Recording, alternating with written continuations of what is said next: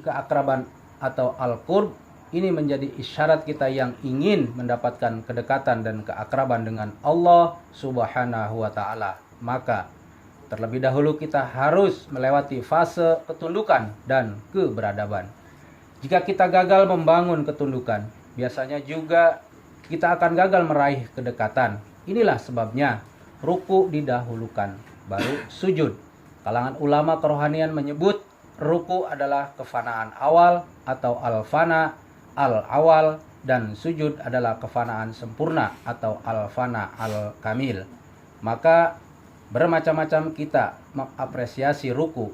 Seorang sufi bernama Rabi ibnu Haytham diceritakan pernah ruku mulai tengah malam sampai subuh dalam satu ruku.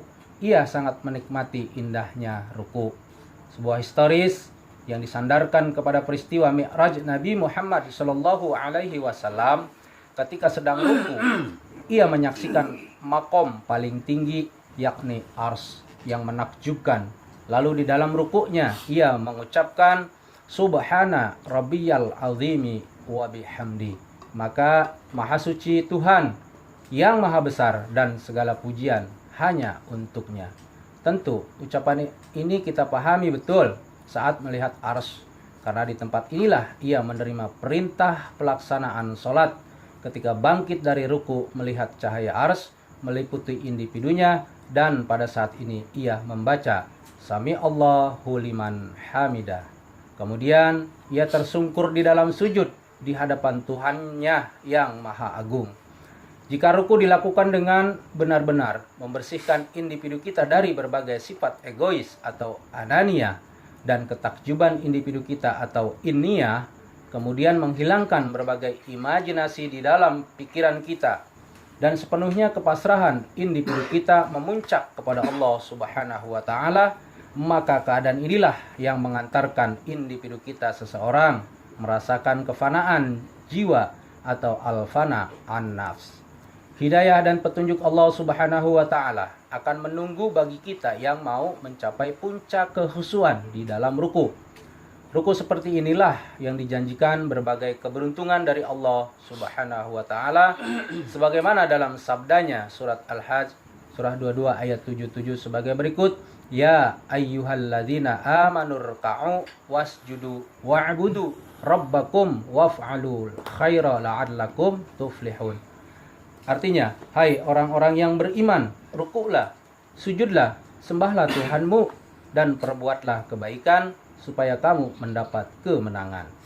Dalam kitab-kitab lain dijelaskan, berdiri dalam pelaksanaan sholat adalah simbol makom at-tauhid af'al, ruku simbol makom tauhid as-sifah, sujud simbol makom at-tauhid az-zati, dan duduk simbol makom at-tauhid al-asma. Berhubung karena wilayah pembahasan keempat jenis tauhid ini sangat kompleks, maka akan dibahas tersendiri di dalam beberapa artikel mendatang. Keempat jenis tauhid ini juga banyak dibahas oleh para teolog dan ulama kalam. Ketika orang sedang mencapai puncak kedekatan individu di dalam ruku, maka pada saat ini kita akan melihat hanya satu, dialah yang Maha Esa. Ia Esa dalam perbuatan sifat, nama, dan zat. Ia sudah mampu melihat segala sesuatu yang banyak itu sebagai hanya satu, pancaran dan tajalinya yang Maha Esa.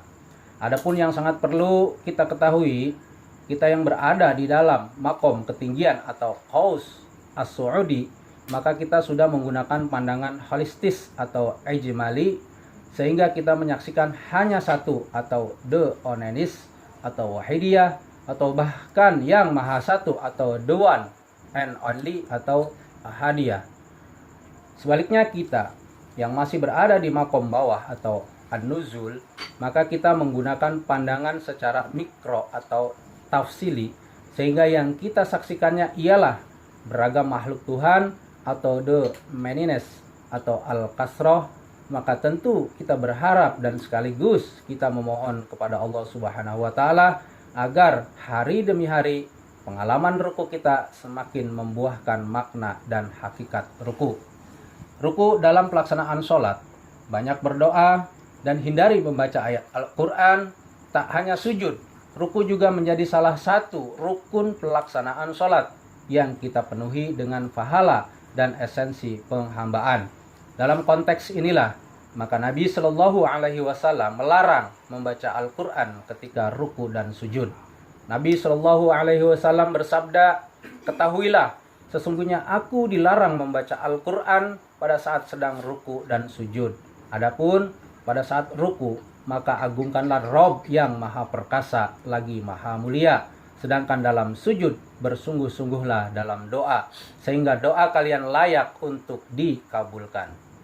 Ustadz Abdul Aziz, sebagaimana dikutip dari Majelis Muzakarah, menjelaskan frekuensi membaca bacaan doa dalam ruku sesungguhnya tidak dibatasi.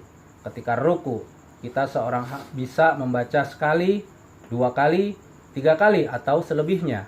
Menurut dia, esensi bacaannya bukan berapa kali kuantitas, namun jumlah bilangan ini menunjukkan penghayatan kita kepada makna kalimat yang kita bacakan. Dia menjelaskan, ruku menjadi salah satu sarana ampuh untuk berdoa kepada Allah Subhanahu wa Ta'ala. Menurut dia, di dalam ruku ada peluang besar terkabulnya doa seorang muslim. Dia pun menyitir salah satu ayat dalam Al-Quran, surah Al-Fat, surah 48 ayat 29 sebagai berikut.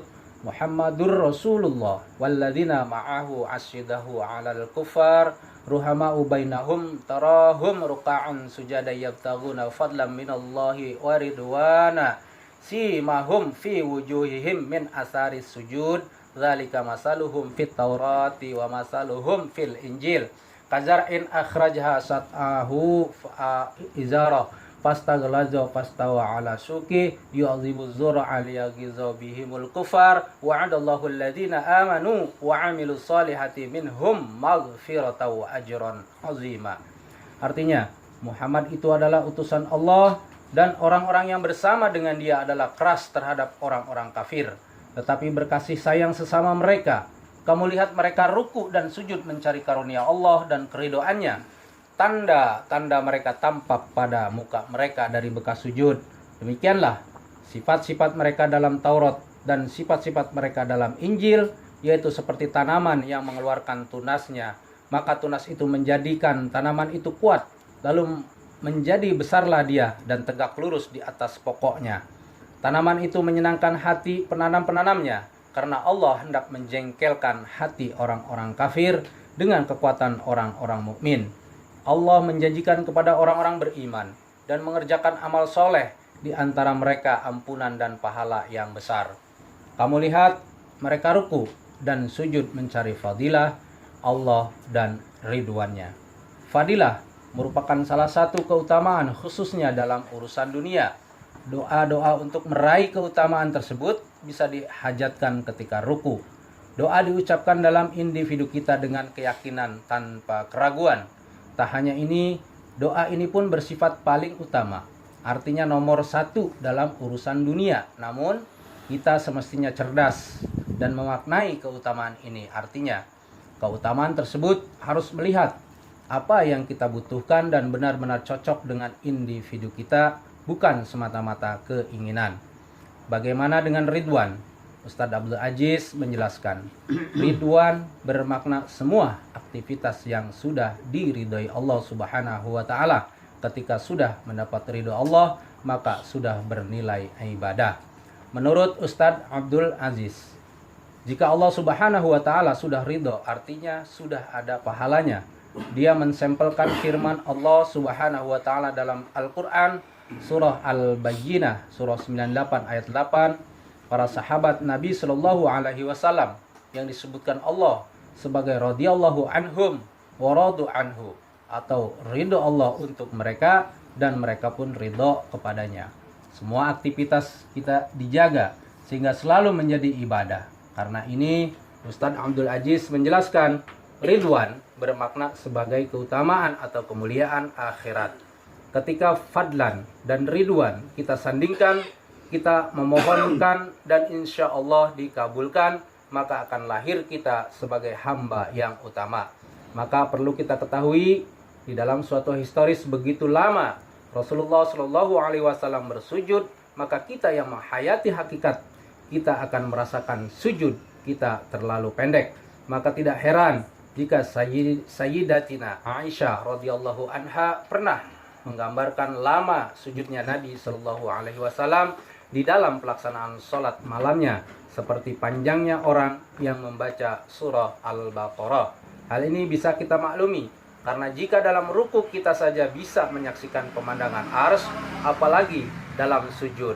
Karena ruku biasanya kita sebut sebagai fana pendahuluan atau al-fana al-awal, sedangkan sujud disebut fana utama atau al-fana al-kamil. Mungkin dari sinilah mengapa Nabi Shallallahu Alaihi Wasallam mengingatkan sahabatnya membaca dan menghayati firman Allah Subhanahu Wa Taala dalam Al-Quran surah Al-Waqi'ah surah 56 ayat 86 sebagai berikut. Falaula in kuntum ghaira madinin. Artinya, maka mengapa jika kamu tidak dikuasai oleh Allah? Fasabbih bismi rabbikal azim. Bertasbihlah dengan nama Tuhanmu yang maha besar. Dan ketika sujud, memerintahkan untuk membaca dan menghayati firman Allah Subhanahu wa taala dalam Al-Qur'an surah Al-Haqqah surah 69 ayat 52 sebagai berikut. Fasabbih bismi rabbikal azim. Artinya, maka bertasbihlah dengan menyebut nama Tuhanmu yang maha besar. Sabbihisma rabbikal a'la. Bertasbihlah dengan nama Tuhanmu yang maha tinggi. Mungkin terinspirasi dari ayat-ayat tersebut, sehingga formulasi bacaan dalam ruku ialah Subhana Rabbiyal Azimi wa bihamdi, dan dalam sujud Subhana Rabbiyal A'la wa bihamdi. Maka jika kita mampu menghayati makna dan hakikat sujud sebagaimana digambarkan di atas, niscaya pelaksanaan sholat kita sudah menjadi sholat langit, bukan lagi sholat bumi. Sebagaimana ilustrasi disampaikan Nabi, ada dua umatku mengerjakan sholat, sama-sama berdiri, ruku dan sujud, tetapi perbedaan kualitas sholatnya antara bumi dan langit. Allahu a'lam. Dalam kitab Futuhat Al-Makkiyah karya Ibnu Arabi diceritakan panjang lebar tentang makna spiritual sujud. Bagi Ibnu Arabi, sujud adalah simbolisasi penghayatan kita terhadap asal-usul penciptaan kita berasal dari tanah. Dikatakan juga berdiri dalam pelaksanaan sholat adalah simbol alam syahadah. Sujud adalah simbol puncak rahasia atau sir al-asrar, dan ruku dianggap simbol alam barzah karena berada antara alam syahadah dan ghaib mutlak. Maka perlulah kita ketahui yang sujud sesungguhnya, kita yang diberi kesempatan Tuhan untuk mengikis kesombongan kita dan keangkuhan kita. Karena sehebat apapun kita akan kembali ke tanah. Ketika kembali menyatu dengan tanah, tidak bisa lagi kita bedakan antara jenis tanah raja dan tanah budak, tanah laki-laki dan tanah perempuan, tanah orang yang kulit putih dan tanah kulit hitam. Semuanya sama dan kembali menjadi satu. Inilah sebabnya kalangan sufi seiring menghubungkan antara sujud dan tauhid az-zati, ketika segala yang berbeda menjadi satu, dan ketika yang satu menyatu dengan yang maha satu. Inilah makna firman Allah Subhanahu wa taala dalam Al-Qur'an surah Al-Baqarah surah 2 ayat 156 sebagai berikut. Alladzina idza asabathum musibah qalu inna lillahi wa inna ilaihi raji'un. Artinya, yaitu orang-orang yang apabila ditimpa musibah, mereka mengucapkan inna lillahi wa inna ilaihi raji'un. Inna lillahi wa inna ilaihi raji'un. Kita berasal darinya dan kepadanya kita kembali.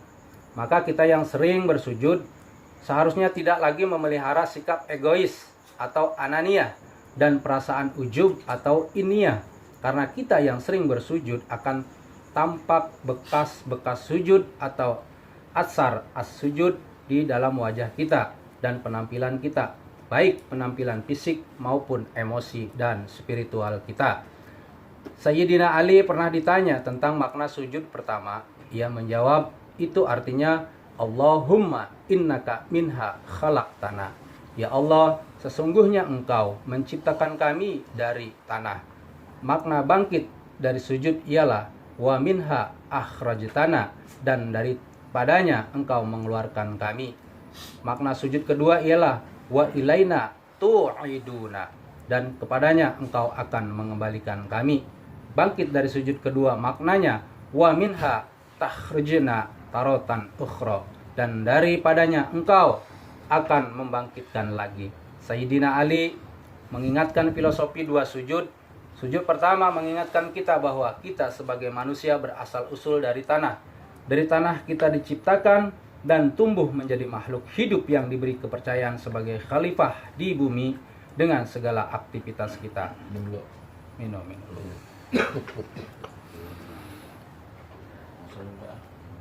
Sedikit lagi tadi. Yang tadi. Sedikit lagi. Satu halaman lagi. Meski demikian, setiap kita mempunyai ajal. Pada akhirnya juga kita kembali ke tanah, masuk ke liang lahat, dan kembali menjadi tanah. Bangkit dari sujud mempunyai makna eskatologis. Semua manusia meskipun sudah kembali menjadi tanah akan dibangkitkan kembali pada hari kebangkitan, yaitu Yaumul Albits, untuk mempertanggung Yaumul Ba'as itu. Yaumul Ba'as.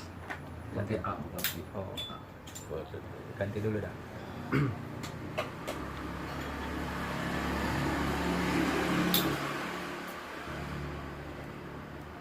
Iya.